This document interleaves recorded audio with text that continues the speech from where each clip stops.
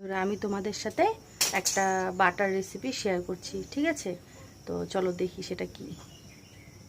এটা হচ্ছে খানখনি পাতা, এটাকে আমি গরম পানিতে একটু ভাপাই নিব, ঠিক আছে? আর এখানে আছে রসুন, কাঁচা লঙ্কা, আর এখানে আছে কালো জিরা। সবগুলো একসাথে করে প্রথমে আমি ওই খানখনি পাতাটাকে ভাপাবো, ভাপানোর পর পানি ঝরায় সেটাকে এই সব কিছু দিয়ে একসাথে অল্প একটু কড়াইতে তেল দিয়ে ভাজবো।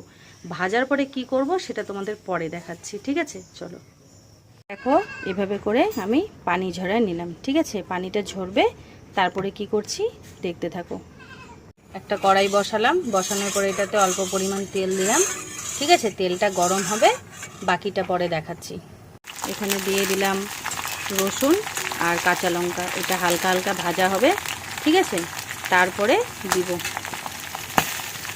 দিয়ে দিলাম এই পাতাগুলো, ঠিক আছে? এগুলো সব একসাথে সুন্দর করে ভাজা হবে। ভাজা হওয়ার পর অল্প একটু হয়ে যাবে, এবার এর সাথেই দিয়ে দিব এই যে কালো জিরাগুলো, ঠিক আছে? সব একসাথে ভাজা হোক। ভাজা হওয়ার পর কেমন হবে, নাড়াচাড়া করতে থাকবে, ভাজা একা একাই ভাজা হয়ে যাবে। ভাজা হওয়ার পর কেমন হচ্ছে পরে তোমাদের আবার দেখাচ্ছি। দিয়ে দিলাম এই যে এখানে কড়াইয়ের মধ্যে শাকগুলোর উপরে লবণ আর হলুদ দিলাম। তো লবণটা তোমরা তোমাদের নিজেদের আইডিয়া মতন দিবে, যে যতটুকু বাটা করবে সেই হিসাবে লবণটা দিবে।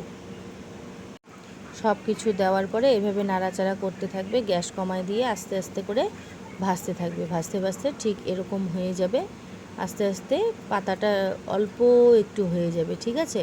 সেই জন্য হিসাব মতো লবণ দিতে হবে সবাইকে।